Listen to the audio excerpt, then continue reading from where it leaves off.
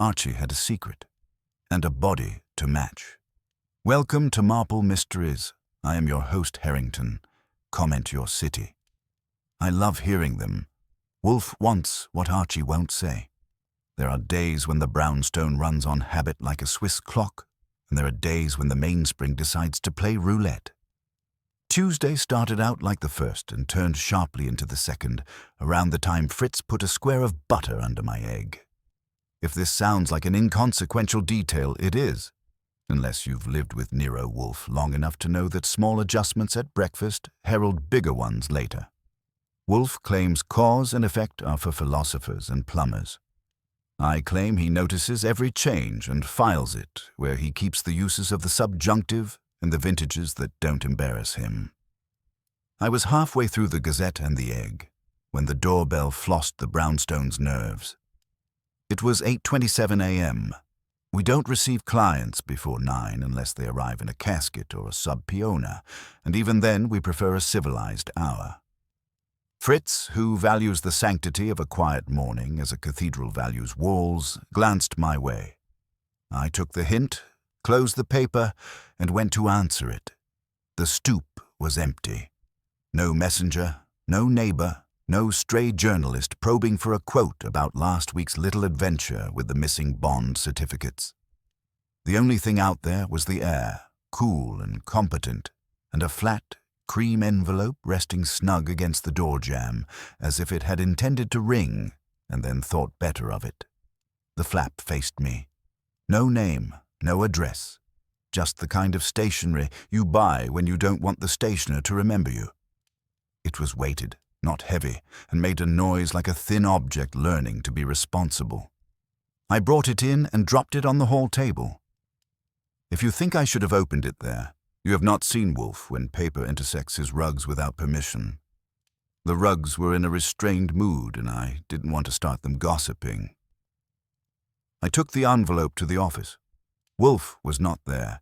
He was upstairs in the plant rooms engaged in his devotions to orchids, which rank above humanity on his scale except for my salary and Fritz's sauce work. The office had its regulars. The big globe pretending not to know everything, the yellow chairs pretending not to judge anyone, Wolfe's desk putting in a blotter of authority, and my own desk keeping a clear conscience and a drawer for emergencies. I slit the envelope, shook it, and let out its occupant. It was a key. Not a house key, too thin. Not a safe deposit key, too plain. The head was oblong, stamped with a small triangle and a number, 17. The teeth were modest and notched like they'd learned restraint in a finishing school. The metal had the dull confidence of something that had never been out in the rain. Alongside the key curled a strip of paper no larger than my thumb, with a typed line, "Return what is mine." Noon. Don't make me come in. No name, no signature, no return address, but the paper was scented with something dry and sharp, like good gin trying not to be noticed. The envelope itself had no watermark, but you can learn a lot from a flap. The glue had the slight crystal texture you get from a certain Italian brand. The edge had been trimmed neat.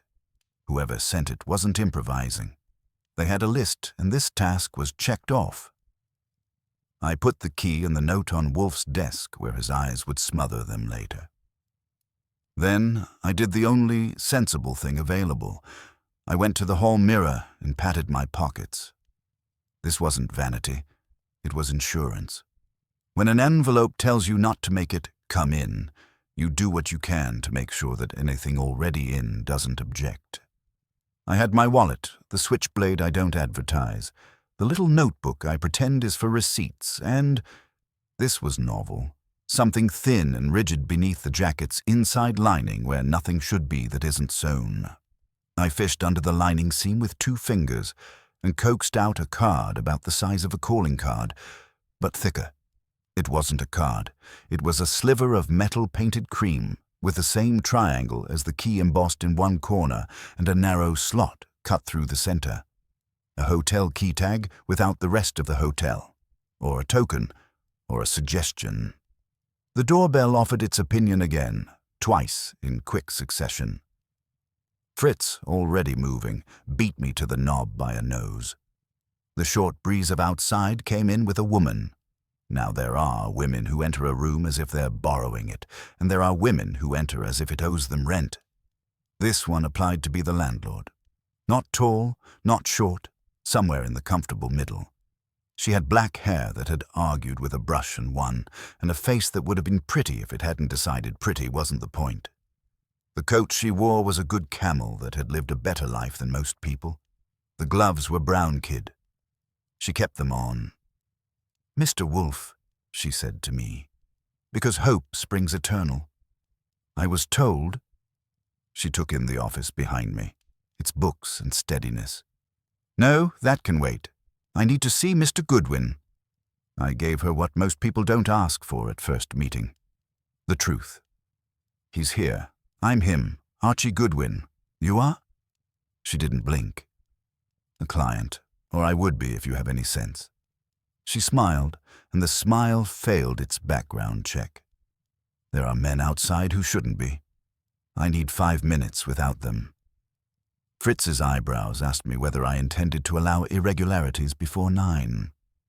I gave him a nod that said the egg had been worth it, and ushered her into the office. She didn't look at Wolfe's chair. People who want to be in charge never look where the real charge sits. She stayed on her feet, as if chairs were a trap. "My name is Laura DaCosta," she said. "You can look it up if checking credentials makes you feel important. Someone put something in your pocket last night. I need it back." "Last night," I repeated. It must have been subtle. I didn't go anywhere that provided pockets with entertainment. She gave me a look reserved for adult men who have discovered irony. "It was at the Brookline Club on West 46th, a charity auction. You were there because your friend Mr. Cohen dragged you to see the photographs. If you want to know, I had promised Lon Cohen a showing, and when a man supplies you with just enough ink and print to keep you in cigarettes and the occasional lawsuit, you show up at his fundraisers." "So it was a memorable evening," I said. "I'm touched you remembered me." "I remembered a man who moves without looking like he is," she said. "Also, you were wearing a navy suit that fit like you talked it into it. There was a moment near the bar when a boy, 17 maybe, brushed you. He palmed a token into your inside pocket. You didn't notice. I did. I'm here to collect." "And if I told you I cleaned out my pockets and tipped the token to the ash can on 46th, would you make do with the key in the envelope?" I asked it mild. Her gaze went to the desk where I'd placed the toys. She wasn't fast, not her eyes. They were careful and expensive. "So they brought it here," she said. Of course they would. Then to me, "Mr. Goodwin, I'm not a thief and I'm not an idiot. I need what you've been given. Your employer won't want the men who wanted to come into this house." It was a neat little speech. It had urgency without perspiration, and the right amount of warning without threat.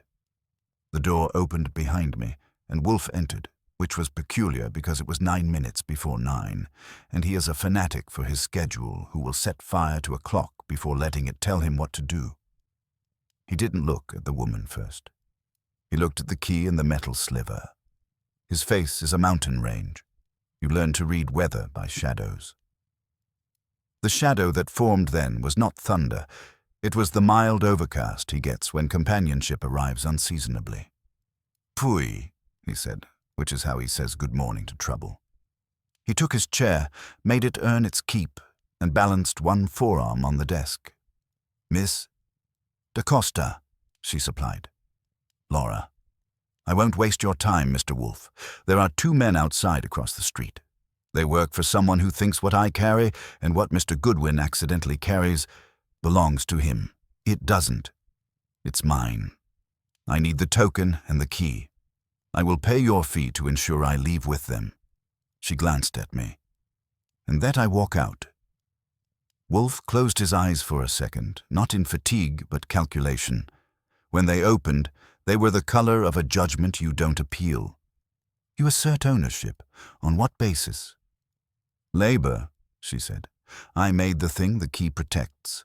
It was taken from me by a man who pays for things with other people's lives. You were forced? Wolfe's tone didn't change. It rarely does, but it gained a small ridge. No, she said. Not with guns. With what I owe. That's a longer story than you want before beer. Wiser than you look, Wolfe muttered. He turned his head my way. Archie, the men outside. I went to the front room, parted the curtain an inch, and gave the street a quick eye. A black sedan sat 2 doors down. Across the way, a pair of lads who didn't enjoy fresh air stood as if it offended them. One had shoulders like a couch. The other had ears that wanted to be taller. They surveyed our stoop with a public hunger. It wasn't police hunger. I returned and reported. Wolfe's mouth did not smile, but it acknowledged that we wouldn't be bored. Madam, he said to Laura DaCosta, you put me in a cleft. I abhor being coerced by circumstance, yet you have chosen the proper hour. Mr. Goodwin, the envelope? I slid it over. He examined the paper and the typed line and the key. He did not touch the metal sliver. He addresses objects as if they are witnesses, and he is deciding whether to call them. The injunction, he said, tapping the note with a finger, is a mistake. One never instructs a stranger not to make one come in. It invites demonstration. Then you'll help me, she said. You'll keep them out. I did not say that. His eyes warmed by a degree. You have given me very little on which to found a retainer. Still, you have presented an interesting incongruity. Why plant an object on Mr. Goodwin if the desired result is a private transaction? Why not choose a less conspicuous courier than a man whose name occupies newspapers? Why an anonymous command when pressure might suffice? He breathed, which with him is pressing a pedal. In 9 minutes I am due at my orchids again. You may state, briefly, what the key and token open. Her hand went to her bag, then paused. She looked at me, not Wolfe, and something in her face shifted. You don't know, she said to me, almost pitying. You really don't.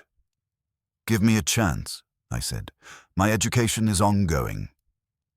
The key is to a deposit box at a private reading room on West 26th, she said. The token is required for admittance. They moved fast. They want the box because I moved first. What's inside is a ledger. It's handwritten in 2 hands. One of them is mine. The other belongs to a man who has paid handsomely to never have one. And why, Wolfe asked, in a voice like a chandelier choosing to fall, was the token put into Mr. Goodwin's pocket?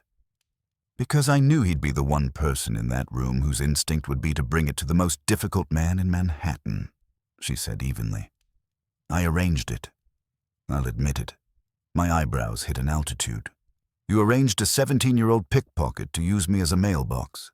He's not a pickpocket, she said. He's my brother. Wolfe's lids lowered again. When they rose, the room was a test for someone. So, he said, you ask me to protect you from men who will shortly discover their errand has failed. You ask me to safeguard your liberty, your ledger, and your future, and to interfere with the designs of a person you decline to name but whose influence is demonstrable.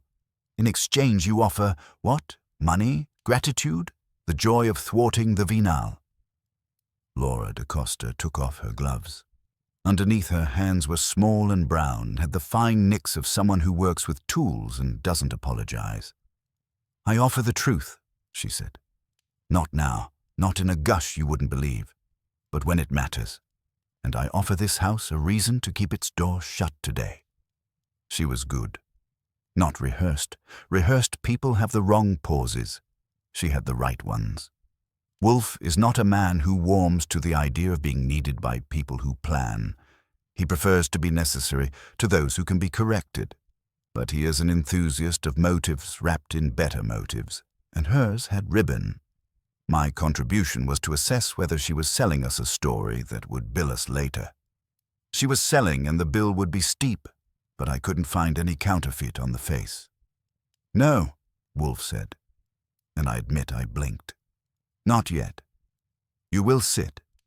You will give me your brother's name and age, and you will tell me whether your ledger documents crimes of violence. She sat, finally. His name is Marco. He's 19. And yes. Whose? If I tell you that, she said, you'll say no before I've finished egging. Wolfe's mouth twitched. Egging is over. Fritz, coffee. Archie, you will go to the front room and inform our watchers that Miss DaCosta is not here and that Mr. Wolfe is offended at the implication that she might be. You will do it loudly enough to be persuasive and quietly enough to be courteous. Then you will return and tell me whether their employer is a man or an organization. By brand of shoe leather? I asked. By demeanor, he said. If they are employees, they can be moved. If they are acolytes, they cannot. I went because that is the nature of my employment and because I was curious how far a lie would travel in the morning air. On the stoop, the world had decided not to intervene. I walked down to the sidewalk, strolled across, and met the eyes of Ears. Up close, his ears were not the problem. His eyes were the kind that had never seen a margin he didn't cross. Gentlemen, I said, pleasant. You are wasting your time and insulting my employer's appetite. The lady you hope to offend is not here. If she were, Mr. Wolfe would not admit you. If she were not, he would be angrier that you think he would. What you should do is drive 2 blocks and have a donut. Ears smiled around a toothpick that believed in itself. We got a message says she's inside. I have a message says you're underpaid, I said. Which employer are we insulting? The one with a boardroom or the one with a prayer rug? They didn't like that, but they didn't dislike it more than they liked being careful. Couch Shoulders said, to the air, tell him Noon. He didn't say who him was. And tell him he don't want us to come in. I'll embroider it, I said, and sauntered back. Inside, I gave Wolfe my report. He grunted. Fritz brought coffee like a benediction. Miss DaCosta held the cup in 2 hands she did not spill. Wolfe leaned back and let the chair affirm. Gravity. Very well. I will undertake to preserve the sanctity of my house, he said, as if the house had asked him personally. Not for your money, not for your gratitude, for my convenience. You will leave the token and the key with me. You will go to a reliable hotel under another name for the present day, where you will be retrievable by Mr. Goodwin. You will not speak to your brother or any other living soul. You will call the number Mr. Goodwin provides every hour on the hour. At noon, I shall decide whether to permit this intrusion to continue anywhere but in my office. Laura DaCosta set the cup down and considered rebellion. Then she nodded once, like a general donating a hill to a campaign. If you double-cross me, she said, I'll regret it less than I regret coming here. But I will regret it. Wolfe's eyebrows showed the faintest amusement. What an odd consolation, he murmured. Archie, the card. I put the metal sliver in a white envelope, because this house likes certain formalities, and handed both it and the key over. Wolfe reached with the kind of care he reserves for nettles and very old books. He didn't look at them. He looked at me. We will be discommoded, Archie, he said, but we will survive it. Take Miss DaCosta to the Yellow Tulip on 55th. Register her as Mrs. Vanessa Wiley. Pay in cash and tip foolishly. Return. At 10:30, we will receive visitors we did not invite and will discourage them with civility. You're taking the case, I said. He let his eyelids lower, which for him is the equivalent of signing a contract. I'm taking the inconvenience, he said. Whether there is a case, we shall learn when noon admits itself. Miss DaCosta stood. There were men across the street who wanted her to run. She did not. She picked up her gloves, put them on with 2 small pulls that told me something about her patience and a lot about her pride, and gave Wolfe a look that would have bounced off granite if it needed to. I'll do as you say, she said. But tell him, whoever is listening, that the ledger is mine by work and by cost, and that if he wants his share, he can make his case in writing. Wolfe inclined his head as if to an idea that had been correctly phrased. Archie, he said. I got her to the door. The street was the same, and not. The couch and the ears were looking, because that's what they had. I hailed a cab and didn't look at them again. In the back seat, Miss DaCosta kept her hands on her bag and her eyes on the world. "You don't know what you've bought," she said finally. "I don't buy without samples," I said. "And you've given us 2. If there's a third, Wolfe will want to taste it before lunch." She smiled without pleasure. "He won't like it," she said, "but he'll take another bite." At the Yellow Tulip, the clerk frowned because that's a service they provide. But cash and a card with my name on it smoothed his principles. I left her in a room with 2 windows and a chair that couldn't compare to Wolfe's if it tried, and I left a number she could call to import worry. Then I came back to the brownstone where the air had picked up a flavor of noon and checked the lining of my jacket again. That's when I found the second sliver, thinner than the first, tucked into the seam like an afterthought or a promise. It wasn't mine, but it was in my pocket. And when I dropped it on Wolfe's blotter beside the first, his eyebrow climbed just enough to register a new horizon. "Ah," he said, as if a proposition had just introduced its predicate. "So we are to be entertained." Wolfe didn't lift a finger, just his eyes. "You omitted this on purpose?" he asked, smooth as butter on Fritz's pan. "I omitted nothing. If that seam has a deposit box of its own, I'm charging rent." I nudged the second sliver so it lined up with its brother. They weren't twins. The newcomer had a shorter slot, and the triangle stamp was inverted, as if whoever made it had gotten cute after lunch. "Together," Wolfe said, "or sequentially." He let out a breath that in a different man would have counted as animation. "Where was it placed?" "In the jacket, same as the first. If my wardrobe is going to be a drop point, I want a commission." He gave the narrowest shrug. "If the intended recipient were you, they would not need to enlist strangers to my stoop. Therefore, the intended recipient is me, and you are being used to acclimate me to an imposition." His gaze slid to the office door, not because anyone was there, but because gravity had a rumor. "At 10:30, we discourage adventurers. Until then, we shall discover whether these slivers are merely credentials or devices." He didn't touch them again. He rang for Fritz and asked for a length of twine. Fritz brought a tidy coil with the resigned dignity of a man who has seen an egg whisked into espionage. Wolfe threaded the twine through the longer slot on the first sliver, then tried the shorter one on the second. The pieces tilted on the cord and kissed at their edges. He lay them flat and, with a finger that could have carved an indictment, pressed their corners together. The slots aligned into a narrow window, and the 2 triangles formed a diamond if you were willing to forgive geometry its morals. "Pfui," he said, a little pleased. "A pass not of entrance but of sequence. First this, then that, joined in a prescribed order, displayed briefly. A petty ceremony to educate the obedient." "Or to make the disobedient show their hands," I said. "At the reading room on 26th. You propose to go reconnoitering?" "I propose to take the air," I told him, "and see if it smells like library paste. If our noon caller thinks we'll be compliant, he may count on us to be ignorant. That seems rude." He closed his eyes and approved nothing. "No, you will not present yourself with their fetishes in your pocket like a favored acolyte. We learn here, Saul will see the place."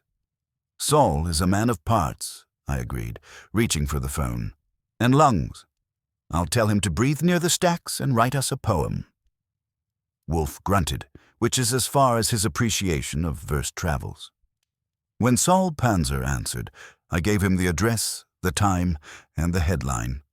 "Private reading room, admission by token. Keep the eyebrows where they belong." "Got it," Saul said in the voice that has seen all the city's doors and rates their hinges. "You want chatter or quiet?" "Quiet with a garnish of observation. You're looking for a deposit box system that thinks it's a gentleman's club and a door person with a fondness for geometry. If noon takes shape and tries to climb our stoop, I'll give you a ring." He hung up with the confidence of a man who would be on time to his own funeral. I set the receiver down and eyed the slivers. Wolfe had put them on a sheet of white paper as if they might bleed through lesser stock. He doesn't accuse evidence. He coaxes it into telling the truth it thinks it's hiding. "Archie," he said, "the men opposite, how settled are they?" "Settled like a cat on a warm engine. If we leave the door open, they'll pretend the breeze is their idea." "Then don't." He checked the clock, which had the guts to keep perfect time in his presence. "There is a minute for a question. Miss DaCosta asserted labor as her claim. She is a maker. What does she make?" "Not sandwiches," I said. "Her hands are nicked but not burned. Small work, tools, no solvents. The coat says uptown. The gloves say she's willing to get dirty if she can take them off first. My vote? Bookbinder, restorer, or something with papers that live longer than their owners." He stared at me as if I'd produced a truffle from the blotter. "Bookbinder," he repeated, tasting it. "Yes, and binders have clients jealous of their privacy and proud of their heirlooms. A ledger in her hand could have been created as a binding commission, or manufactured to seem like one." He pursed. "If the latter, for whom?" "Someone who wanted a second hand in the ink," I said. "A partner who didn't want to be a partner. She did the pages, he did the names. She learned too, much, and decided her fingers belonged to herself." "Romantic nonsense," Wolfe said, "but not necessarily false." At 10:28 the bell rang with more entitlement than the hour justified. Wolfe didn't nod. He breathed. I went to the door, made sure our rugs were prepared to be affronted, and opened. They weren't the couch and the ears. These had better tailors and worse habits. One was my height and narrow as a credible alibi, with a suit so dark it misted light around the seams. The other had a face like a well-paid secretary, arranged for discretion, devoted to a calendar. He held nothing in his hands except the belief that we would admire them. "Mr. Goodwin," the secretary said, confident he'd get no argument. "We're expected." "That depends," I said. "If you're about to apologize for existing on my stoop, there's coffee. If you intend to step inside, you'll have to bring your own apologies." He gave me a small, professional smile. "We won't be long. Noon's a busy hour." "Not here," I said. "Here it's a religion, and you don't have the right shoes." He didn't glance down. He glanced past me and let his smile practice being persuasive. "Mr. Wolfe prefers efficiency." "Mr. Wolfe prefers accuracy," I told him. "If you know that, you can say your piece from the threshold." A moment stretched and found it liked yoga. Then he inclined his head an inch. "My employer regrets the theatrics. He is concerned about an item misdirected last night. He asks only for its return. No quarrel. No consequences." "Your employer has quite a vocabulary," I said. "Can he say please?" Something behind the secretary's eyes went cold and sharpened, but he didn't reach for anything more dangerous than an adverb. "He says it would be unwise to force an entrance." "We agree," I said. "We're in accord all over the place." "Here's our counter. The brownstone is not a way station, and if someone put things in my pocket like it was a suggestion box, it's closed. If your employer wants a retrieval, he should try pen and paper. He must have a man for that." The secretary's hands remained empty, but his posture took a small step forward without moving. He waited for me to blink. I didn't.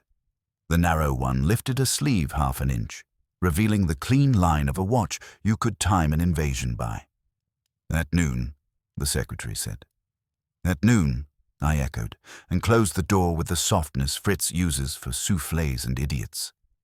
In the office, Wolfe had not moved his head, only the organ inside it. I relayed the saccharine version and the subtext. He accepted both without needing to sugar anything. "Employees," he decided, "not zealots. That limits what idiocy they will volunteer." "Good." He checked the slivers again. "Saul?"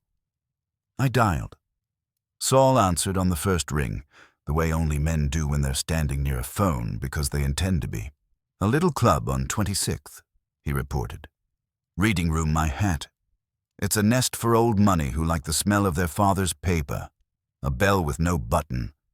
You hold up something through a slit and it gets judged. The judge is a bored man with civility on a string.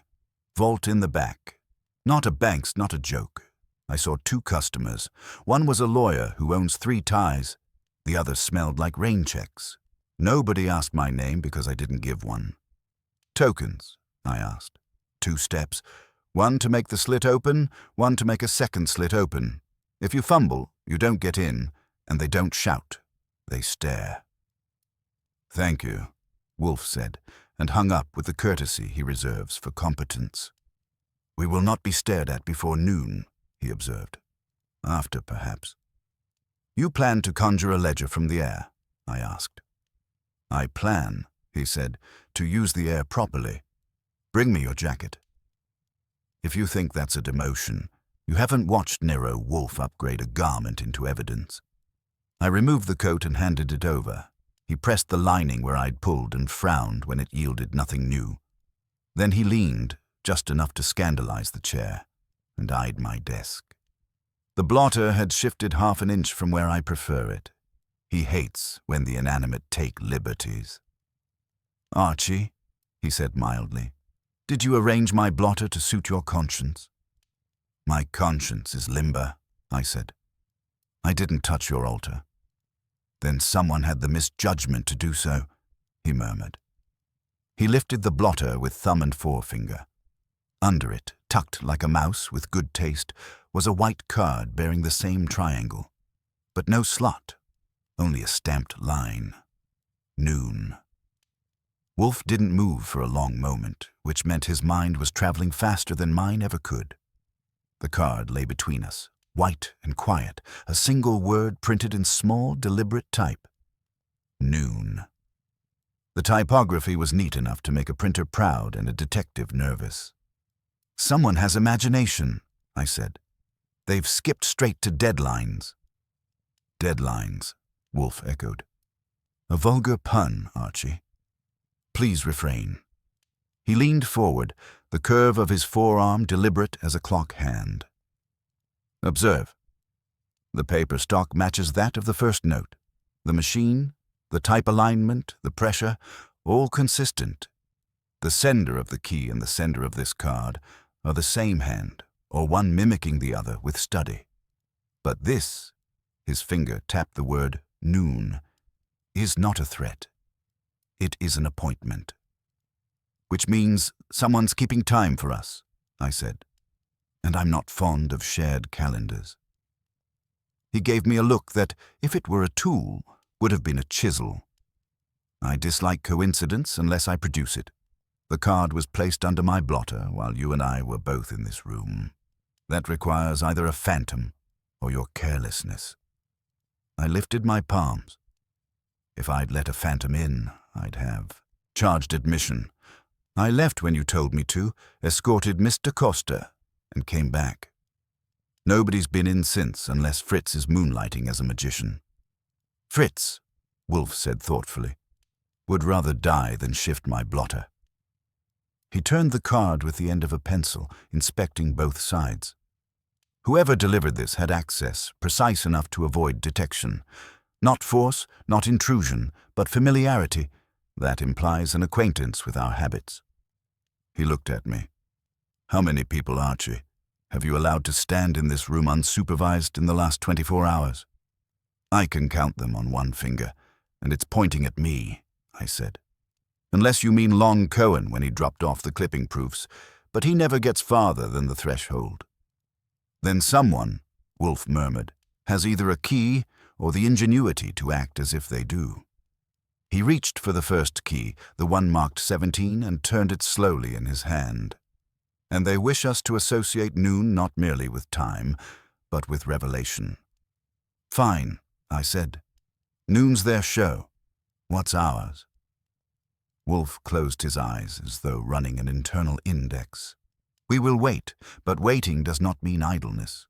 I would have the slivers photographed, enlarged, and compared.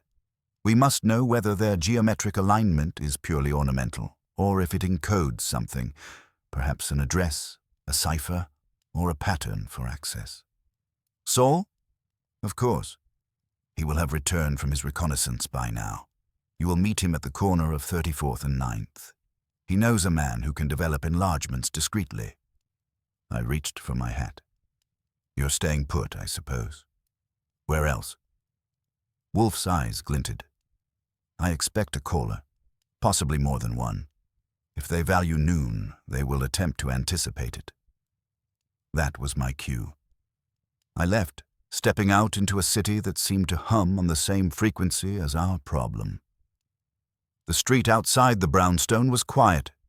Too quiet for New York, which meant the sedan was gone. Either they'd had their coffee, or they were taking a different vantage. I walked 2 blocks before catching a cab. The driver had a face that suggested he'd seen everything and approved of none of it. Saul was waiting exactly where Wolfe said he'd be, hands in his pockets, watching traffic with that detached amusement he saves for amateurs. "Reading room still clean," he said before I opened my mouth. Nobody followed me out.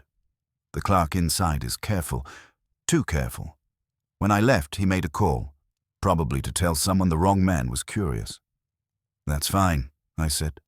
"Wolfe thinks they like to schedule their tension. We've got till noon before the curtain." Saul nodded, eyes on the crowd. "I'll get the photos to my guy. 2 hours, tops. You think this all ties to the woman?" "She ties to everything," I said. "She tied herself to me with a pickpocket and Wolfe with a key. If it's coincidence, it's the most polite one I've met." He grinned a little. "Then I'll hurry. Tell Wolfe to keep his orchids safe. If someone can slip a card under his blotter, they can do worse." He was gone before I could answer. I didn't hurry back, but I didn't stroll either. At the brownstone, Fritz let me in with a look that belonged in a confessional. "There was a call," he said. "A woman. She said to tell Mr. Wolfe that noon came early." My stomach didn't like that sentence. I crossed to the office fast enough to make the rugs nervous. Wolfe was still in his chair, unruffled but narrower at the eyes. "Who called?" I asked. "She did not name herself," he said. "But Fritz reports a woman, and the inference is inevitable." "Laura DaCosta." "Evidently. She said noon came early, which means she has either surrendered the ledger or been compelled to." He tapped a finger once on the blotter, the exact spot where the card had been found. "You will call the Yellow Tulip." I did, and a polite clerk informed me that Mrs. Vanessa Wiley had checked out 40 minutes ago, leaving no forwarding address. "Checked out how?" I asked.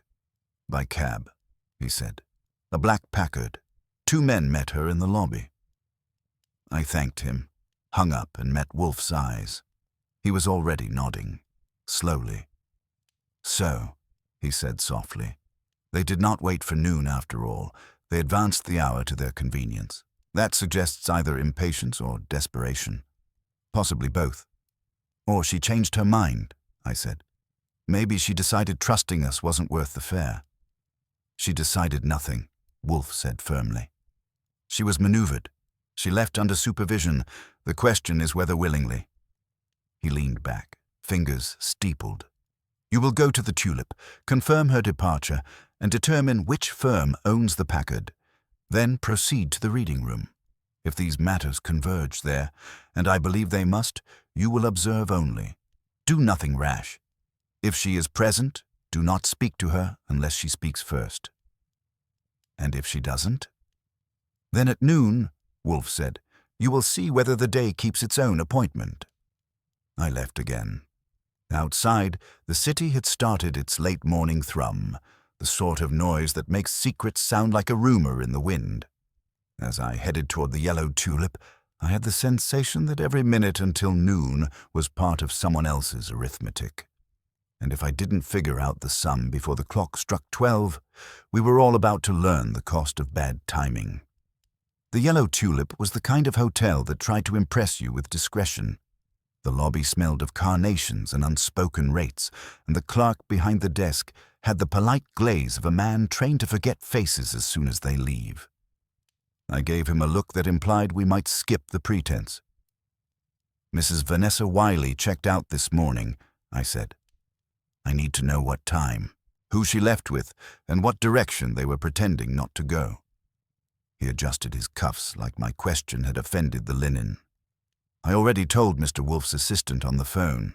She departed about 40 minutes before 10, accompanied by 2 gentlemen." "Describe them." "One was tall, grey-haired, wearing a brown overcoat. The other younger, shorter, perhaps Italian or Spanish. They spoke little. They paid her bill in cash and left together.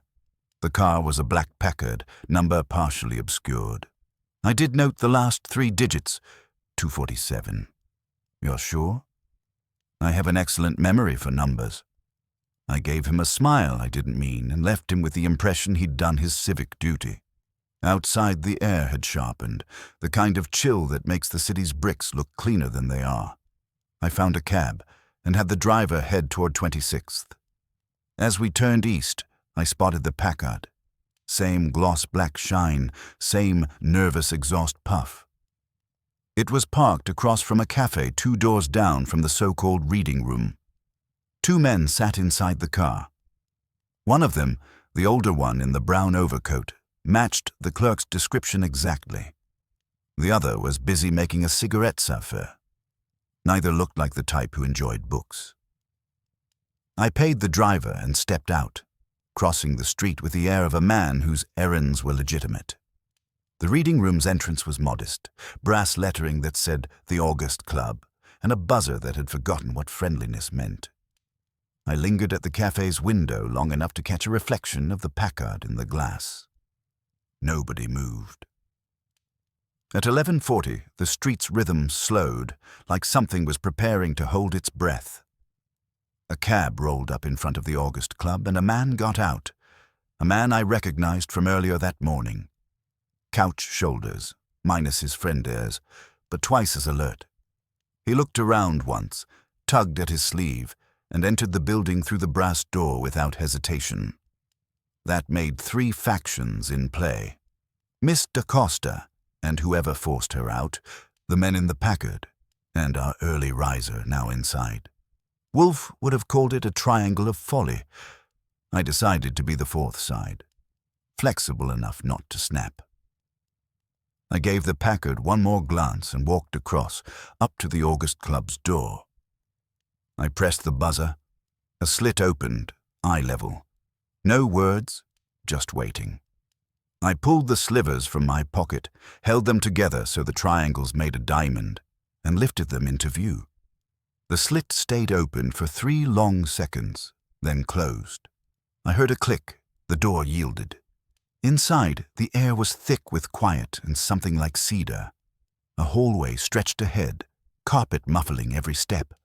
A man appeared from an inner room, average height, wearing gray with the precision of a metronome. He regarded me without interest. "Good morning," he said. "You're late." "Story of my life," I said. He didn't smile. "Down the hall, 2nd left. They're waiting." That wasn't the kind of invitation I liked, but curiosity has its own motor. I followed the corridor until the sound of voices found me.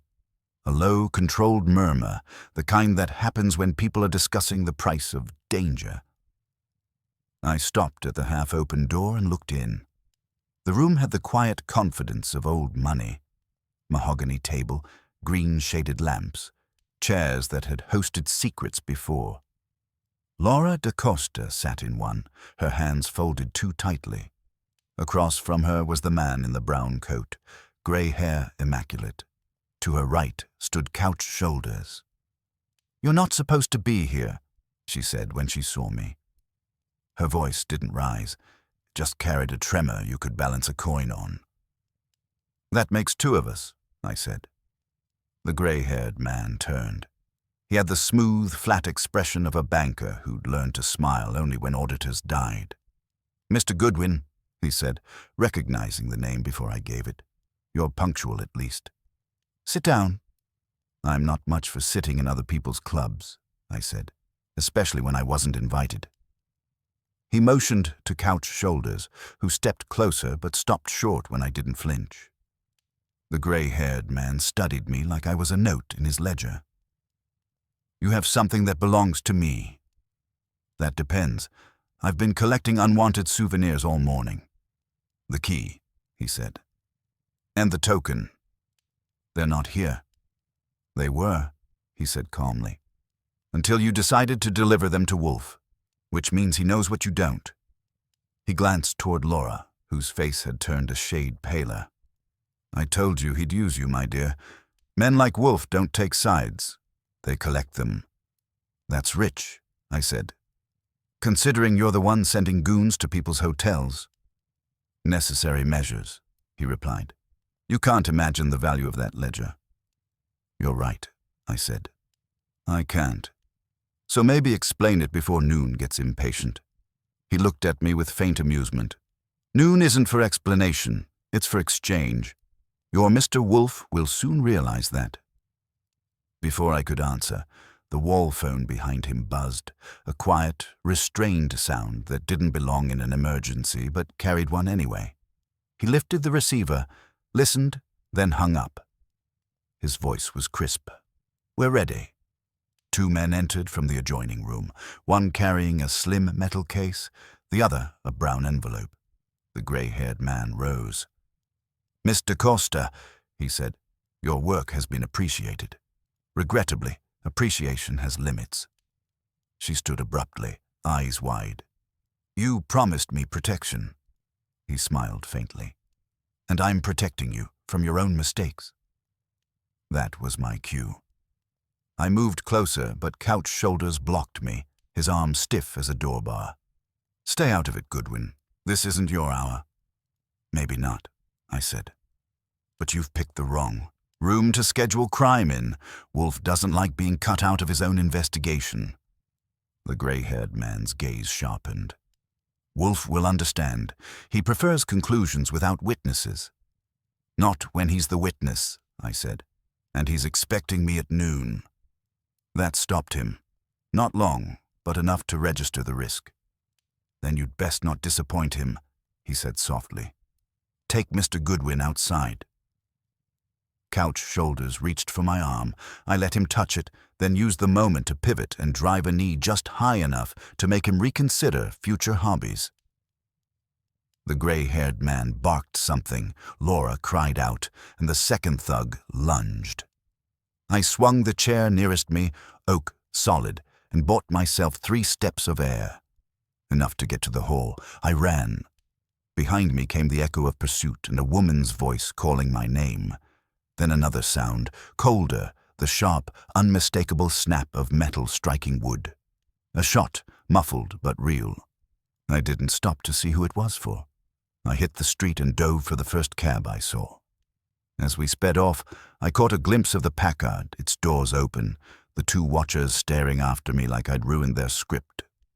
When I reached the brownstone, Wolfe was waiting, the 2 slivers laid before him like a balanced equation. He looked at me once and said, "You were early." "Not early enough," I said, still catching breath. "Noon just fired its first bullet." Wolfe's eyes narrowed just enough to register concern, which in his language meant the world was now officially intolerable. He didn't ask if I was hurt. The fact that I was standing and breathing met his standards for vitality. "A gun?" he asked quietly, as though the word itself offended the air. "1," I said. "Could have been more, but the acoustics at the August Club don't encourage counting. Someone fired inside. I didn't stay for applause." He leaned back, fingers interlaced, and his voice settled into that low, gravelly calm that meant he was thinking through walls. "Describe." So I did. The gray-haired man in the brown coat, the 2 guards, the briefcase, Laura DaCosta's pale face, the moment when everything slid toward panic. I gave him the smell of the place, the orderliness of its menace, and the way they'd known my name before I'd opened my mouth. When I reached the part about the shot, his lids tightened, but he didn't interrupt. When I finished, he said, "You're certain it was a firearm?" "I've been introduced to a few, and this one didn't stutter. It came from her side of the room. Miss DaCosta fired? I didn't see who pulled the trigger, I said. But someone fell. Might have been her, might have been the one carrying the envelope. They were too busy shouting for me to stay and discuss it. He grunted. I do not approve of improvisation, Archie. Least of all when it is executed by others. He looked toward the window, the morning light, cutting a sharp line across his desk. Saul. Still working on the enlargements, I said. He'll call as soon as he's got something. Good. Wolfe rose, slowly with the dignity of a man whose joints are loyal, but unimpressed. We must assume the shot was neither an accident nor a conclusion. Someone attempted to control the narrative, and likely failed. He moved to the globe, spun it half a turn, and stopped it with one finger. Tell me about the gray-haired man again. Refined type, I said. Voice like a bank statement. No accent, but he's used to being obeyed. Knows Wolfe by reputation, or at least pretends to. And he thinks the ledger, whatever's in it, is worth killing over. That last point is beyond doubt. Wolfe returned to his chair. He's not a brute. He sends brutes. A director, then. The men in the Packard are his stage hands. His threat, noon, was designed to compel punctuality, not execution. So he didn't mean to shoot her? He meant to retrieve property, Wolfe said. But someone else, perhaps Miss DaCosta, altered the script. If she has survived, she will seek me again. If she is dead, the matter will seek me regardless. I didn't argue. I knew the pattern. The brownstone doesn't go looking for trouble, but it has an open-door policy for chaos. I was about to say as much when the phone rang. Fritz answered, announced Saul, and handed it to Wolfe. Yes, Wolfe said into the receiver. Then a long pause. I see. Both? Interesting. Bring them at once. He hung up and turned to me. Saul's photographs reveal something charming. The two slivers, when magnified, bear minute etching, an inscription along their inner edges. Invisible to the eye, but distinct under enlargement. One reads ordo, the other ratio. Latin for order and reason, I said. You've always had a thing for symbolism. Not I, he murmured. But our adversary does. This is not mere vanity. It is a code of conduct, or a password. The doorbell interrupted, sharp and deliberate. Wolfe's expression didn't change, but the silence around him thickened. They are punctual, he said. Archie, answer it, with caution. I went to the hall, checked the mirror, and opened the door a measured inch. It wasn't the men from the Packard, nor Saul. It was a uniform, blue, with the faint smell of bureaucratic curiosity. Goodwin? He asked. Depends who's asking. Lieutenant Rowan, homicide. We've had an incident at the August Club. Thought you might help us sort it before it grows teeth. So the shot hadn't been a bluff after all. I let him in. He looked around the hall with the suspicion of a man entering a temple built for someone else's god. When we reached the office, Wolfe acknowledged him with a nod that could have knighted or condemned. Rowan stood, cap in hand. Sorry to disturb your morning, Mr. Wolfe, but your assistant was seen leaving the scene of a killing. Wolfe's tone went from cool to glacial. Assistant? No, Mr. Goodwin is indispensable, which makes him a partner, though not an equal. Continue. The lieutenant gave me a sideways glance. You were seen running from the August Club just after a shot was fired. One man dead. One woman missing. The manager claims you were part of the group in his private reading room. That's all true, I said, except the parts that aren't. He didn't smile. Who were they? You tell me. I just dropped in to return a library card. He grunted and pulled a notepad. Victim's name is Jeffrey Alwyn. Big finance, small conscience. The woman, Laura DaCosta, worked for him. Ledger's missing. You want to guess what was in it? Wolfe intervened before I could. A record of payments or obligations Alwyn could not honor legally. Naturally, he would employ a craftsman to disguise the evidence as literature. And naturally, when that craftsman realized the content's implications, she became inconvenient. Rowan looked at him with a mix of respect and wariness. You seem to know a lot for someone who wasn't there. Observation, Lieutenant, Wolfe said mildly. A faculty more profitable than suspicion. Rowan flipped the page of his notebook. If you're right, the ledger's the motive, and if your Miss DaCosta's alive, she's holding it. Any idea where she'd go? If she still breathes, she will come here, Wolfe said, because she believes we're the only ones who will not sell her. The lieutenant considered that. Then I'll have men posted outside. You will not, Wolfe said, sharper now. Your presence would only drive her elsewhere and alert those who prefer a quieter resolution.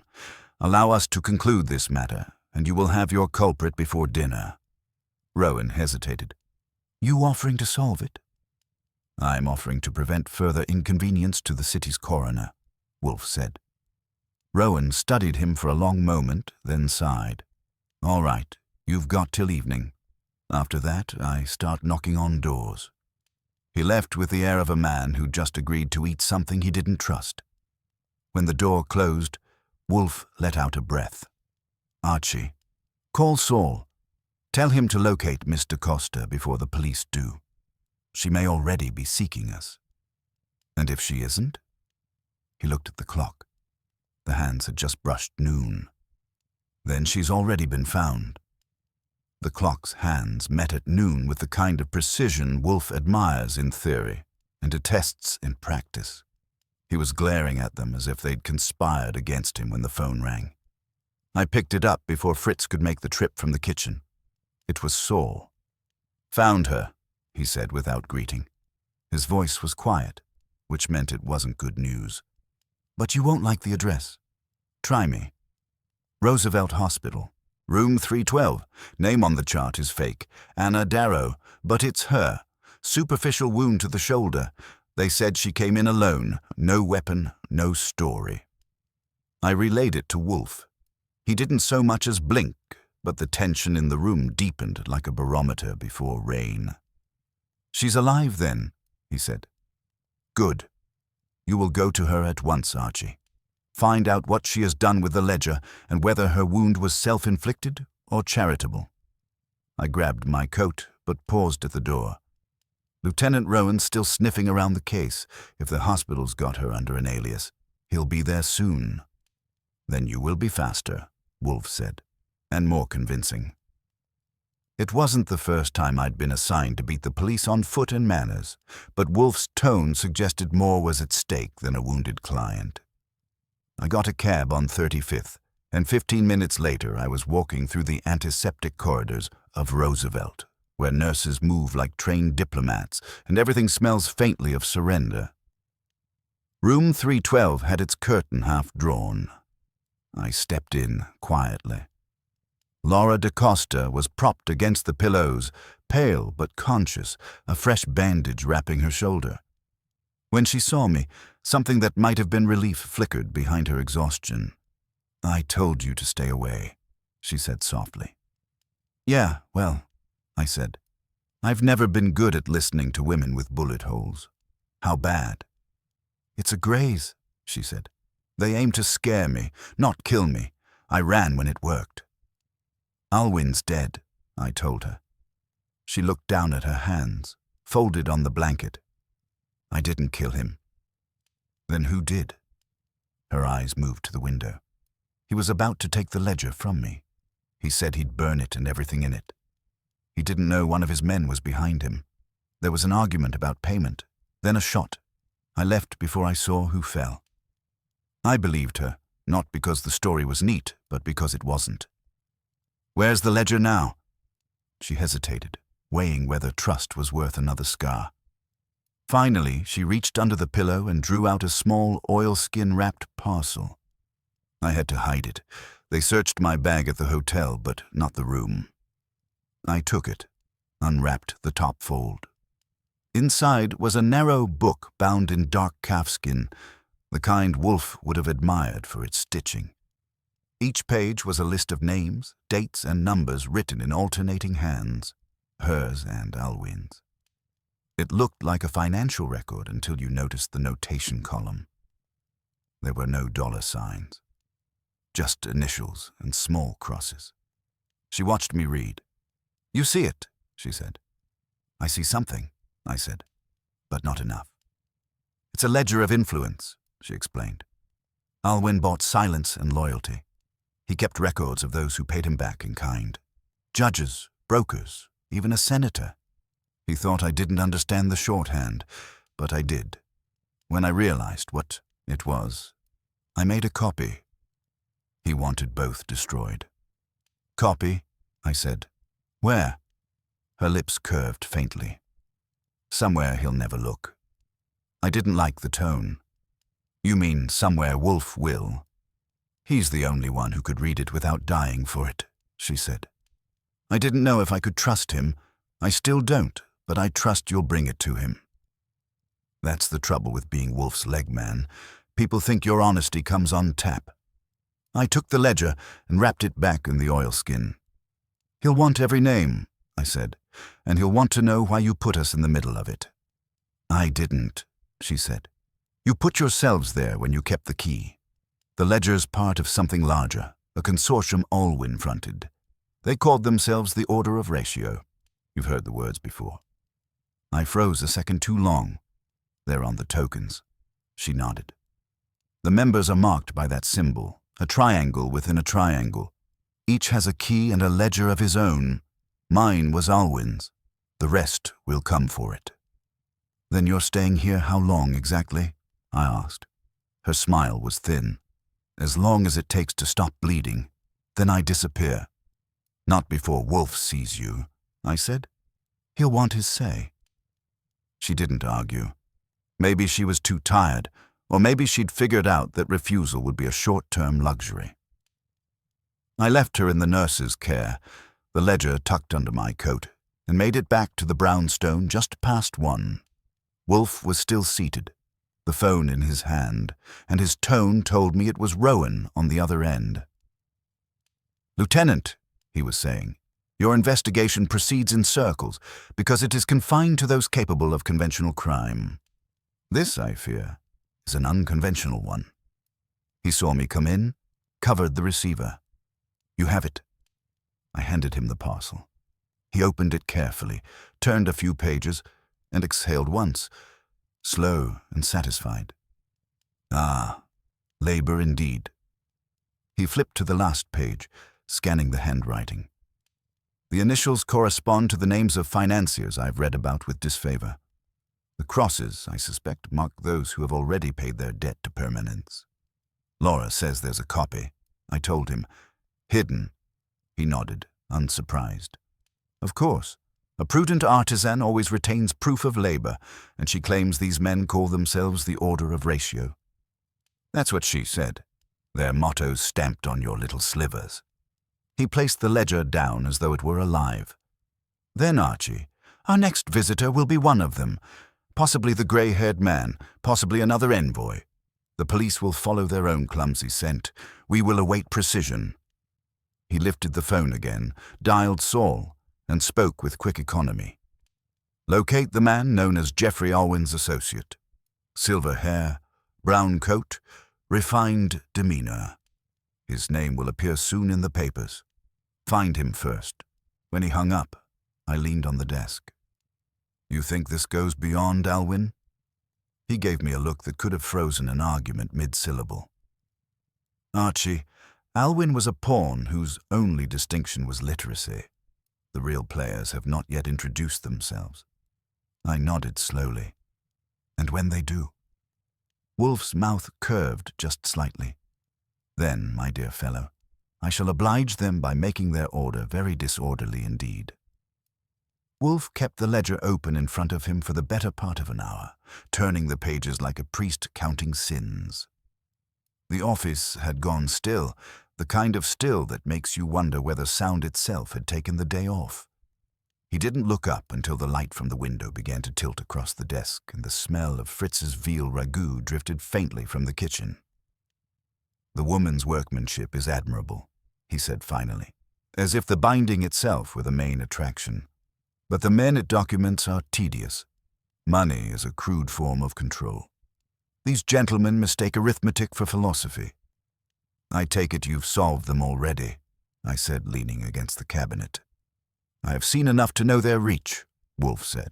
Judges, financiers, public officials, all lubricated by transactions too subtle for ordinary ledgers. Each entry is marked with a symbol. See here, an inverted triangle appended to the initials. That, I suspect, designates a participant of higher rank within their so-called order. Alwyn's bosses, I said. His superiors, yes. Men who believe order and reason justify dominion. He closed the book with a soft thump. They will not rest while this volume exists, nor while Mr. Costa remains capable of reproducing it. He didn't have to tell me the obvious. If they'd sent one bullet to keep her quiet, they'd send another. The thought didn't sit well. Saul? He asked. Not yet, I said. He's still tracking Alwyn's silver-haired friend. He will call soon, Wolfe murmured. He always does. The phone proved him right within 10 minutes. I caught it before Fritz could interrupt the sanctity of dinner prep. Saul's voice came low, urgent. Found your man, he said. Name's Victor Hargrave. Used to be an investment director for a private equity firm that folded 5 years back. Now he's on the board of 3 shell companies tied to a trust in Zurich. He's also got friends in city government. Address Riverside Drive, near 94th. Comfortable sort of scoundrel, I said. You've seen him? Not yet, but a car matching your Packard, license ending 247, was parked outside his building an hour ago. Engine cold now. I'll keep eyes on it. Good. Wolfe will want a full report. Saul hesitated. Archie, one more thing. There's movement around Roosevelt. A couple of plainclothes types asking about a woman under a fake name. They don't smell like Rowan's men. That tightened something between my ribs. You think they're Hargraves? Could be. They're efficient. They asked the nurse's station too precisely. If she's still there, she won't be long. I thanked him and hung up. Wolfe had listened to enough of my end to fill in the blanks. They are closing the circle, he said. Then we must open it again. You want her brought here? Immediately. Before the police, or Hargrave, or whatever shadow calls itself the Order, can reach her. She is safer within these walls than anywhere on this continent. Safer, sure, I said, grabbing my hat. But not invisible. Rowan's already got the place marked. If his boys see me carrying a wounded woman into the brownstone, we'll have a parade before breakfast. Then you will use discretion, Wolfe said calmly. I will prepare. I didn't ask what that meant. Wolfe's idea of preparation involved more thought than motion. I made it back to Roosevelt in record time, only to find the nurse's station looking nervous. A young orderly was arguing with someone down the hall. When I reached room 312, the bed was empty. I caught the nurse before she could flee to paperwork. Where's Anadaro? She blinked fast. Gone. 2 gentlemen came half an hour ago. Said they were relatives. They had authorization papers. She didn't resist. Did they leave a direction? One of them said uptown. I think they had a car waiting. Describe them. She did. One tall, one short. Both wearing gloves despite the weather. That was all I needed. I called Saul from the payphone in the lobby. They've got her. Probably heading toward your end of town. Hargrave's address ring a bell with a woman in the back seat. Just saw a Packard pull up to the curb, he said. 2 men out front. Could be them. Keep your distance. I'm on my way. It was late afternoon when I reached Riverside Drive. The sun had dipped enough to turn the Hudson into tarnished glass. Hargrave's building was an old pre-war stone pile with the kind of polish you get from money in the absence of conscience. Saul was across the street pretending to admire the view. They're inside, he said when I joined him. Top floor. She went in walking, not dragged. No guards posted yet. Meaning she's not a hostage. Yet, I said. Or she doesn't know she is. I nodded. Stay down here. If anything changes, honk twice and start running. The doorman was the kind who'd rather not remember faces. I gave him mine anyway with a confident smile and a fabricated name. Delivery for Mr. Hargrave, I said, flashing the oilskin-wrapped ledger like it was a parcel. He buzzed me through without asking. The elevator groaned its way to the penthouse. When the doors opened, I was met by the soft hum of conversation. Measured, careful. I followed it down the hall to an open door. Inside, Laura sat on a couch, facing Hargrave.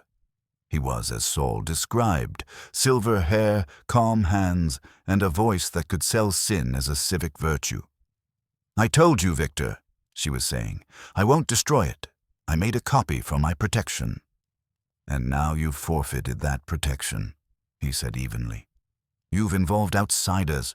Wolfe is dangerous when provoked. That's mutual, I said, stepping in. Hargrave turned, expression untroubled. Ah, the errand boy. I wondered when you'd arrive. Errand boy's generous, I said. I charge by the bruise. He smiled faintly. You're interfering in affairs far beyond your comprehension, Mr. Goodwin. The order does not harm without purpose. Give me the ledger, and I'll guarantee Miss DaCosta's safety. I moved beside her. You'll forgive me if I don't take a secret society's word as bond. Hargrave stood, tall and deliberate. Then you misunderstand our design. The ledger represents equilibrium. Its existence outside our circle creates imbalance. Wolfe will grasp that. Perhaps he already does. You're saying he'll hand it over? I'm saying he'll prefer reason to chaos, Hargrave said. Ordo, ratio, we restore balance. I caught a glint of movement from the hall, a shadow shifting too carefully. Balance looks a lot like armed backup, I said. Merely insurance, he replied. Serene as a Sunday sermon. Leave, Goodwin. Tell Wolfe the exchange will be formalized tonight. Midnight. His house. One ledger for one life. Decline. And both are forfeit. Before I could answer, two men stepped into view, both holding the kind of bulges you don't mistake for generosity. Hargrave inclined his head politely. You know the address? We will see you at midnight. I took Laura by the arm, not rough but firm. We'll see who's still awake, I said. Then I steered her toward the elevator while Hargrave's eyes followed, mild and untroubled, like a man certain the board was already his. Back in the cab, Laura pressed a hand to her shoulder. You can't let him come, she said. They'll kill him. I glanced at her. Lady, if there's one thing Wolfe won't do, it's walk into someone else's trap. He prefers to build his own. When we reached the brown stone, the front door opened before I could knock. Wolfe was waiting, the expression on his face caught somewhere between irritation and satisfaction. I trust, he said, that you received the invitation. Hargrave's expecting a trade at midnight, I said. Ledger for her life. Wolfe nodded once. Then we shall attend, but not as guests. Wolfe's not as guests hung in the air like a well-aimed knife. Laura sat in the yellow chair nearest the desk, pale and taut, watching him as though he were the last safe thing in a burning city. I was leaning against the globe, trying to look casual but feeling the hour pressing closer with every tick of the clock. Wolfe hadn't moved for 5 minutes. That's how he thinks. Motionless, eyes half shut, breathing like a metronome. Then, without a word, he reached for the ledger, opened it to the center, and began to study one of the pages with that infuriating calm that means he's seeing something the rest of us can't. Archie, he said finally, how many entries on this page? 7. And of those, how many bear the inverted triangle? 2. Good. Those 2 are of higher rank in their little cabal. One is Hargrave, of that I am now certain. The other, he paused, tracing the initials with his thumb. MRB. Means nothing to me, I said. It will, Wolfe murmured. Hargrave's address is on Riverside Drive. The other entries of this rank have affiliations in law or politics. MRB appears again 3 pages later, beside an annotation in Alwyn's hand. Our appointment confirmed. Noon. I whistled. That was today. Precisely, he said. And the R may not stand for Rowan, as you would assume. It likely stands for Ratio, the organization itself. Alwyn was to meet his superior today at noon. Instead, he met a bullet. I think we can now infer the reason. Internal cleanup.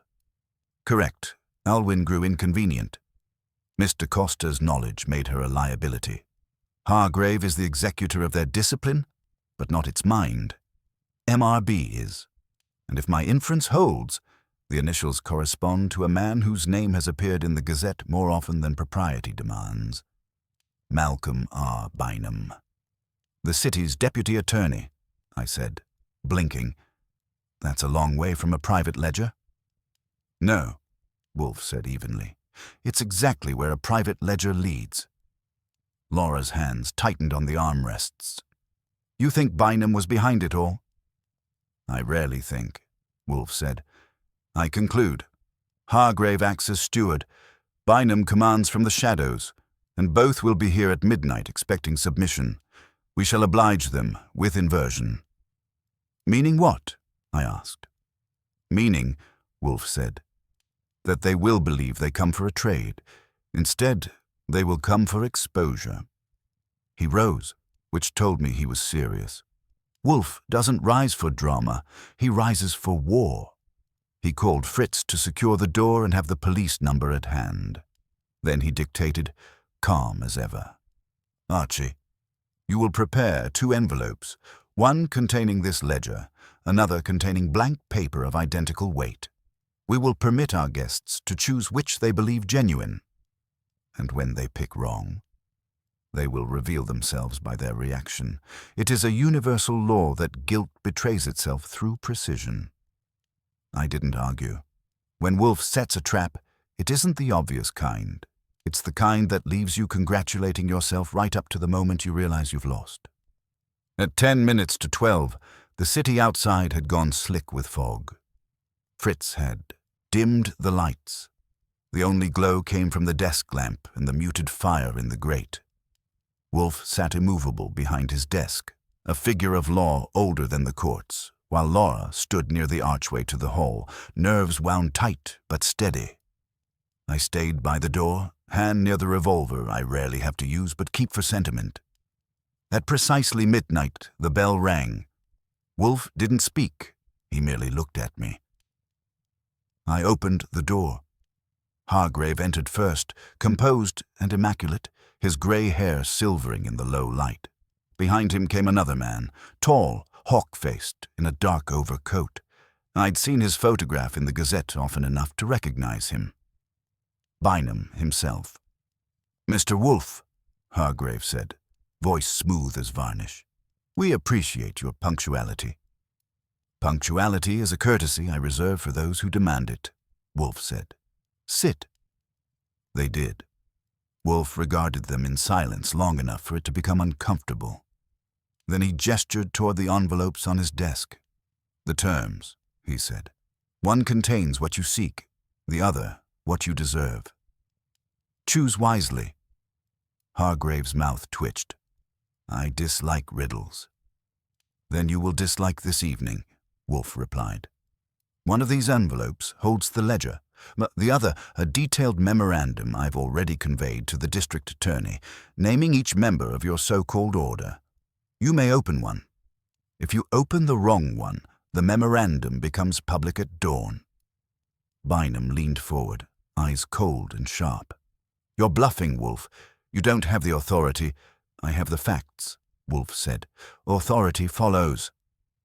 Hargrave exchanged a glance with him, the kind that speaks in whole sentences. He reached for the envelope on the left. If this is the genuine article, he said softly, you'll never see us again. That, Wolfe said, is my fondest hope. Hargrave tore it open and froze. The pages inside were blank. For half a second, his composure cracked. That was all Wolfe needed. "Mr. Goodwin," Wolfe said quietly. I was already at the phone. "Lieutenant Rowan, please, tell him to bring his men to the brownstone, immediately." Bynum surged to his feet. "You're making a grave mistake," he said. "Indeed," Wolfe murmured, "but not mine." He turned the real ledger around and laid it before them. "This will go to the authorities, those not yet compromised. You may inform your colleagues that the order of ratio has reached its mathematical limit. Division, not multiplication." For the first time, Hargrave's calm deserted him. He stood abruptly, face gray. "You've no idea what you're interfering with." "I have every idea," Wolfe said. "You men built your dominion on secrecy. I prefer light." The bell rang again. Sharp, urgent. I opened the door to Rowan and 2 detectives. They didn't need introductions. Wolfe simply inclined his head toward Hargrave and Bynum. "Gentlemen," said, "your midnight visitors. They were just leaving." Bynum tried to bluster, but Rowan cut him short with a barked order. The detectives moved fast. Within 2 minutes, the hallway was echoing with the shuffle of official restraint. When the door shut, Wolfe exhaled deeply, a sound like punctuation on a long sentence. He turned to Laura, who was shaking, not with fear, but release. "You will sleep here tonight," he told her. "Fritz will see to it. Tomorrow you will give your statement. You're done with keys, ledgers, and orders." She nodded, tears bright but unshed. "Thank you, Mr. Wolfe. You saved my life." He waved a hand dismissively. "Nonsense. I preserved my peace." When she'd gone upstairs, I poured him a beer. He accepted it, studied the foam, and said, "I dislike conspiracies. They require too many people." "And too much arithmetic," I said. He gave me a sidelong look, the faintest ghost of a smile. "Precisely. Ratio without reason. Pfui!" I raised my glass. "To disorder." Wolfe's reply came soft, satisfied. "To equilibrium, Archie. Restored at last."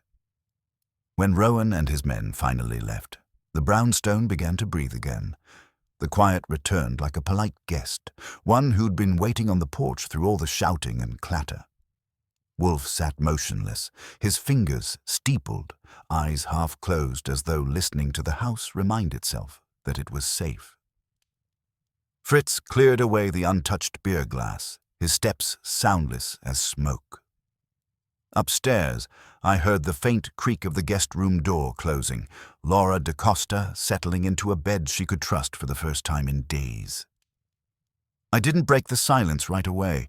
Wolfe's silences aren't gaps. They're heavy machinery, grinding through conclusions until the sparks die. Finally, I said, "You think that's the end of it?" He didn't open his eyes. "There is no end, Archie. Only degrees of stillness. We have achieved one. Rowan's got Bynum and Hargrave cold. The ledger's with him. That ought to quiet the orchestra." "Quiet," Wolfe said, "is not silence. The ledger is proof of what they did, not of who else profited. If Rowan reads with his mind instead of his appetite, he will find the names I marked. If he reads as most men do, he will find excuses." "Meaning you don't trust him?" "I trust him to be human," Wolfe said. "And humanity is a compromise." I shrugged. "You can't police every man with a pencil." "No," he said dryly, "but I can correct their arithmetic when it offends me." He opened his eyes, slow and deliberate, and looked at me. "Sit down, Archie. We are not yet concluded." I obeyed. He picked up the phone, dialed, and when the line answered, his voice lost all trace of indulgence. "Good evening, Lieutenant." "Yes. Before you celebrate your arrests, a caution. See that the ledger does not vanish into procedure. There are others. Men not present, tonight, whose silence depends on its destruction. You may expect an attempt within 24 hours.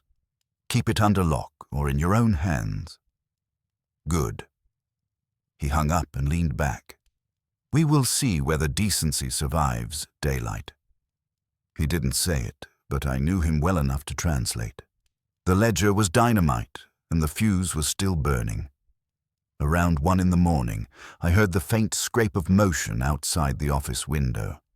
I was half asleep in the red chair, but my reflexes hadn't retired. I rose quietly, crossed to the curtain, and pulled it back a half-inch. Across the street, under the fog-dulled lamplight, a car idled with its headlights dimmed. I could just make out 2 figures inside, one smoking, the other watching the house. "Company," I said. "I expected it," Wolfe replied. He hadn't moved. His tone might have been describing the weather. "They will wait until dawn. Men who work in darkness need the illusion of light to act with conviction. You sure you don't want me to introduce them to our local law?" "Not yet," he said. "Let them observe. Observation is their weakness. The more they watch, the more they will presume understanding, and presumption is fatal to schemers." He closed his eyes again, as if sleep could be summoned by logic. I went to the kitchen, poured myself coffee, and kept an ear on the front door until sunrise. By 9, the watchers were gone. Fritz brought in breakfast, and Wolfe began his ritual with eggs, beer, and silence. Only after the plates were cleared did he say, "You will call Saul." I did. Saul's report was brief but sour. Bynum's in custody, but Hargrave's lawyer's already moving mountains. "Someone pulled a string at the DA's office this morning. They're talking about insufficient evidence." I covered the mouthpiece. "You were right," I told Wolfe. "Of course," he said mildly. "Continue, Saul." "The press got wind, too. They're calling it a financial irregularity, nothing criminal. Someone's rewriting the story fast." "Then we must write faster," Wolfe said. "Thank you, Saul. Stay near your telephone." He hung up and stared at the rug as if it had interrupted his digestion. "They will bury it, Archie. The city will shake off the scandal like dust. Hargrave's lawyers will claim extortion. Bynum will resign for health reasons, and the ledger will vanish from evidence before sunset. So what's our move?" I asked. He gestured to the phone. "Call Lon Cohen. He owes us several favors. You will tell him the truth, with embellishment sufficient to whet his appetite, but not enough to ruin his digestion. Meaning, give him just enough to print." "Precisely. Scandal may destroy what the law protects." It wasn't my favorite tactic, using ink instead of bullets, but I knew the rhythm. Lon answered on the second ring, sounded half asleep, and woke up fast when I said the words secret, ledger, city corruption, and Riverside Drive. He promised ink and a headline before evening. When I hung up, Wolfe's expression hadn't changed, but I could tell he was satisfied in his own understated way. "Good," he said. "The order of ratio will not survive sunlight." "You think the stragglers will scatter?" "They will devour each other," he said. "That is the nature of men who mistake logic for virtue. Their creed was order through control. I have introduced disorder, which they cannot comprehend." It might have ended there, tidy and moral, but the phone rang again before noon. Fritz answered, hesitated, and brought the receiver in. "For you, sir, and the lady." Wolfe frowned. "Mr. Costa?" She didn't wait for preamble. Her voice trembled but held steady. "Mr. Wolfe, there's something I didn't tell you. The copy I made, it's not here. I hid it with someone. He called this morning, said a man came to his shop asking for it. I think they found him." "Where?" Wolfe asked. "The bindery, on 10th Avenue. His name's Keller. He's a book repairer." Wolfe's jaw tightened. "Archie." I was already reaching for my coat. On it. The streets were wet, the kind of cold that turns the air metallic. The bindery was a narrow storefront wedged between a tailor and a pawn shop. The front window was cracked. Inside, the smell of glue and paper mingled with something sharper, gunpowder and fear. Keller was slumped against the counter, breathing shallowly, his apron soaked. I knelt beside him, but the eyes were already fixed, glassy. A single bullet wound, close range. The place was ransacked, books thrown from shelves, drawers open, no sign of the copy. I called Wolfe from the payphone outside. They beat me to it. Keller's dead. Ledger copies gone. There was a pause, long and controlled. "Return at once," he said. "Do not speak to Rowan. Do not speak to anyone." When I got back, Wolfe was actually standing by the window, his hands clasped behind him. "They act swiftly," he said. "Too swiftly for men improvising, which means someone inside the police, or higher, warned them. We have flushed the nest, but the hawks remain." I told him about the bindery in detail. He listened without interruption, then said quietly, "The copy is not destroyed. It is too valuable. They will use it for leverage. Perhaps even against me. You think they'll come here again?" He nodded once. "They will come not as supplicants, but as accusers. They will claim I fabricated evidence. They will attempt to discredit me before the law can act. And what do we do?" Wolfe's eyes glinted, cold and certain. "We invite them. Let them bring their lies to my office. There, under my roof, they will find reason waiting for them, unforgiving and exact." He turned toward his desk, where the single envelope still lay, the blank one. He picked it up, balanced it between two fingers, and said, "They mistook this for emptiness, but it holds the one thing their order cannot endure. Truth uncontained." I didn't ask what he meant. I'd learned that with Wolfe, explanation came only after victory, and the battle was clearly not done. The afternoon dragged by under a sky the color of unpolished tin. Wolfe stayed seated at his desk, still as an anchor, while I wore out the rug between the windows and the phone. Every so often, he'd make a noise low in his throat. Thought fermenting. The ledger lay locked in the drawer beside him. The blank envelope sat on the blotter like a decoy bird, patient and smug. At 3 the doorbell rang. Fritz answered, and a moment later he appeared in the office doorway, face composed but taut. "2 gentlemen, sir, they insist." "Of course they do," Wolfe said. "Show them in." They came in with the air of men who had been rehearsing indignation since breakfast. The first was tall, polished, his jaw square enough to advertise integrity. Hargrave's lawyer, as I'd guessed. The second, shorter and broader, had the clipped authority of an official accustomed to bending rules into tools. He introduced himself as Assistant Commissioner Lyle Ferris, Internal Affairs. "Mr. Wolfe," Ferris said, smooth but hard underneath.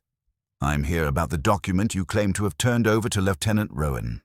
There's been a complication." "Indeed?" Wolfe murmured. "The law is a glutton for complications.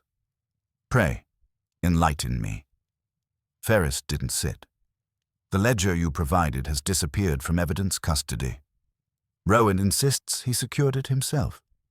No one saw him leave the precinct, but neither he nor the ledger has been located since this morning." That landed with weight. Wolfe's only reaction was to inhale, a deliberate act, like drawing breath through logic itself. "Lieutenant Rowan," he said softly, "is not a man who misplaces items. He was either persuaded or removed. Which?" Ferris's jaw twitched. "We're investigating both possibilities." "You mean you're deciding which story plays better in print?" I said. He ignored me. "Mr. Wolfe, I must ask for any remaining evidence in your possession pertaining to this case, in particular any copies or notes of the ledger." Wolfe's lids lowered, which with him is the equivalent of cocking a gun. "You will ask, certainly. Whether you receive is another matter. To what end would you have it?" Ferris looked faintly amused. "To protect it from further tampering." "Ah," Wolfe said. "To lose it more securely, then." The lawyer stepped forward. "You are obstructing an active investigation." I am preserving it, Wolfe replied. If Lieutenant Rowan has indeed vanished, I will not consign his last evidence to the same abyss. Ferris's tone sharpened. I could obtain a warrant. You could, Wolfe said calmly, but you will not. Because you know that whatever force swallowed Rowan will swallow you the moment you appear to possess what it wants. The order is not extinct, merely agitated. And agitation, Mr. Ferris, is contagious. For a heartbeat, silence. The lawyer's eyes flickered toward Ferris, who said, Order. You mean this supposed conspiracy? That's your fiction, Wolfe. Fiction, Wolfe said, is often the first refuge of frightened men. I suggest you choose another. Ferris's expression hardened. You'll regret your insolence. Not tonight, Wolfe said, and turned slightly in his chair. Goodwin. I took a step closer to the desk, just enough to let them realize they were guests, not hosts. They hesitated, then turned as one and left without another word. When the door closed, I said, So we're keeping it all to ourselves, just like that? For now, Wolfe said. Until I can calculate which hand moves which puppet. Rowan missing isn't a puppet string, it's a fire alarm. He looked up at me. Archie, a fire is simply heat misplaced. I intend to redirect it. He rose, a rare sight, deliberate as dawn, and crossed to the safe behind the bookshelf. From it, he took a small leather notebook, his own, and placed it beside the blank envelope. They will return, he said, but not for talk. Their next effort will not be civil. That is when we will answer. I didn't have to ask how. Wolfe's answers are never shouted. They're arranged like chessmates, fatal in silence. The rest of the day crawled. Laura came downstairs near 5, pale but composed, wearing one of Fritz's sweaters and the look of someone measuring every breath. She stood at the office door. I heard, she said. Rowan's gone. Yes, Wolfe said. And his disappearance proves our enemy is larger and more desperate than even I estimated. She hesitated. If they come here again, you'll be a target too. Madam, Wolfe said, I'm always a target. It offends me less than it should. I walked her to the kitchen where Fritz made her tea, then came back to find Wolfe on the phone again. When he hung up, his tone had shifted. That was Saul, he said. He found Rowan's car. I stiffened. Alive or otherwise? Otherwise, Wolfe said. Abandoned at the foot of the riverside embankment. No body yet, but blood sufficient to foreclose optimism. Hargrave's handiwork. Possibly, he said. But Hargrave lacks subtlety. This feels administrative. Clean, practiced, designed to warn. A faint sound interrupted him. The creak of the front gate. Wolfe turned his head sharply toward the window. I went to the curtains and peeked. A dark sedan had stopped by the curb, same model as before, but this time only one man emerged. He carried a parcel under his arm, wrapped in brown paper. He came up the steps, knocked once, and waited. Wolfe said, Let him in. I opened the door, cautiously. The man was middle-aged, gray at the temples, dressed like a clerk with something to hide. He glanced behind him before stepping inside and handed me the package. From Lieutenant Rowan, he said. He told me to bring it here if anything happened. His hand shook slightly. I took the parcel and closed the door. By the time I turned back, he was already halfway down the walk, vanishing into the mist. I carried the parcel to the desk. Wolfe unwrapped it carefully.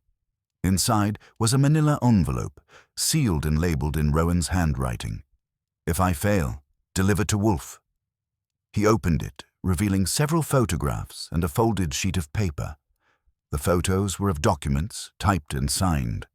Financial authorizations, transfers, and one damning ledger entry bearing Bynum's signature and a date from 3 months earlier. Wolfe read the note aloud. Wolfe, if this reaches you, they've closed in. The ledger's only half the story. The real archive's hidden in the city records vault under the alias R. Mason. Case file 2249. They plan to move it before dawn. He set the note down slowly, his eyes sharpening. Archie, he said, you will go at once. Retrieve the file before our gentlemen arrive. Alone? Yes. I must remain here to entertain visitors, should they grow impatient. Take Saul if he can meet you en route. And be cautious. This is no longer a case. It is survival. I pocketed the note in my gun, gave him a look that meant I didn't like it but agreed, and headed for the door. Behind me, Wolfe's voice followed, quiet but firm. Archie, he said. I turned. When men who worship order lose control, they resort to chaos. Expect it. Then I was in the cold night air, the streetlights swimming in fog, my mind rehearsing the path to the records vault and wondering how long Wolfe's fortress would stay untouched while I went chasing a dead man's last message. The city records building at night is the kind of place that makes you believe in ghosts. Not the kind that moan, but the kind that sign contracts and keep copies. The marble steps were slick with fog when I reached them, the lamplight thin as breath. Saul was waiting by the corner, hands in his coat pockets, looking like a man who could melt into a lamppost if needed. They beat us? I asked. Not yet, he said. One guard inside, bored, no sign of company. Then let's keep it that way. We slipped through the side entrance. The corridor stretched long and echoing, lined with cabinets that might as well have been tombs. Case file 2249 wasn't hard to find. Rowan's directions were exact. The drawer gave a metallic groan when I pulled it open. Inside was a single box marked R. Mason, Financial Proceedings. Saul and I exchanged a look. I lifted the lid. Inside were stacks of documents, contracts, bank ledgers, and microfilm rolls labeled with dates and names. But what caught the eye was a small folder on top, handwritten in Rowan's clean script. Order of ratio, primary archive. I'd just begun flipping through it when Saul's hand clamped my arm. Movement, he said quietly. End of the hall. Footsteps, soft but deliberate. Then the whisper of a revolver's cylinder clicking into place. Go, Saul hissed. Take the file. I'll handle them. I didn't argue. I've learned to pick my moments for heroism. I tucked the folder inside my coat and moved fast toward the rear exit. Behind me, the silence broke with a single muffled shot, then another. I didn't stop to see who was winning. Outside, I ran until the cold burned my lungs, flagged down a cab, and told the driver to get me to the brownstone like the fare depended on it. When I burst into the office 20 minutes later, Wolfe was where I'd left him, seated and composed as if time had taken orders to behave. The air, though, had changed. Heavier, taut. On the couch sat Ferris, the internal affairs man from earlier, wrists bound neatly with Fritz's best kitchen twine. Fritz stood near the door, holding the look of a man who had just learned restraint could be an art form. Your guest arrived uninvited, Wolfe said without inflection. He believed he might search the premises for evidence. I disabused him. I tossed the file onto the desk. Rowan's message was good. The real archive's here. The rest of the ledger entries tie straight to Bynum, Hargrave, and half a dozen names that pay more taxes than I make in a year. Ferris glared at us both. You're tampering with state property. Wolfe ignored him, leafing through the folder with reverent fingers. Tampering, Mr. Ferris, implies alteration. I'm merely uncovering what your office attempted to bury. He extracted one page, read it, and gave a satisfied grunt. Here, authorization transfers signed by Bynum, with Hargrave as guarantor, and beneath them an approving signature from the commissioner himself. It appears the order's influence reached higher than I estimated. Ferris's face drained of color. You don't understand. These are classified. Incorrect, Wolfe said coldly. They are criminal. He rose, not quickly, but with a kind of inevitability that made the room smaller. "You will listen. When Lieutenant Rowan delivered these documents into my care, he knew his fate. He entrusted me not merely to expose corruption, but to ensure its continuity ended. You may, if you wish, consider this your opportunity to salvage integrity before it is obliterated." I saw it then, the tremor in Ferris's hand, the calculation flickering behind his eyes. He wasn't just nervous. He was choosing sides. "You think anyone will believe you?" he said hoarsely. "Without proof? It's just conjecture." Wolfe's gaze sharpened. "Proof is a luxury for the honest. I prefer results." He turned to me. "Archie, call Mr. Cohen. Have the Gazette. Photographer here within the hour. We shall present a statement and the evidence to the public directly." Ferris lunged up from the couch, but Fritz moved faster, a solid wall with a polite frown. Wolfe's voice cut through the commotion like a blade. "Sit down, sir. If you intend to threaten, you'll find my patience less elastic than the laws." Ferris hesitated, then sat, deflating. The clock ticked loud enough to feel like punctuation. Wolfe opened one final envelope from the box. Rowan's last note, sealed with the precinct stamp. He read it silently, then spoke in a tone that carried weight, not volume. He writes, "If you're reading this, I failed to contain them. The evidence is complete. Deliver it to the people. The truth, once seen, cannot be reasoned away." Wolfe folded the note and placed it beside the ledger. Lieutenant Rowan was a man of reason. The order sought order without justice. He sought justice without comfort. I will see that his arithmetic is balanced. The rest unfolded like a quiet storm. By morning, Lon Cohen's story hit the front page. Secret society of power exposed. Evidence tied to city officials. The ledger photographs, Rowan's statement, the contracts, all laid out for the world. By noon, the commissioner resigned. Bynum was under federal lock, and Hargrave had vanished into the kind of obscurity that ends with extradition papers. When it was done, Wolfe refused all interviews, all praise. He spent the evening in the plant rooms, pruning orchids with the precision of a man removing evil from a stem. At 10, I joined him in the office with 2 beers. He took his without a word. "Well," I said, "we've rearranged the city again. Think anyone noticed?" "They will," Wolfe said. "And they will forget, which is the city's privilege." Laura came in then, her arm still bandaged, but her eyes clear. She looked at Wolfe with quiet gratitude. "I don't know how to thank you." "You already have," he said. "By surviving." She hesitated. "And the ledger?" "Where it belongs," Wolfe said. "In daylight. Let men quarrel with their reflections there." She nodded and left, and the house resumed its comfortable rhythm. The silence that followed wasn't empty. It was earned. I lifted my glass. "To Lieutenant Rowan," I said. Wolfe inclined his head. "To reason, when applied with courage." He sipped, then added, "And to you, Archie, for remembering that the difference between chaos and justice is often a well-timed footstep." I grinned. "You're getting sentimental." He closed his eyes. "Pui, I'm getting indigestion. Fritz's ragout was too ambitious." That was as close as he'd ever come to warmth. I let it stand. The night outside was quiet, the city momentarily civilized. Inside, the brownstone returned to its rightful order.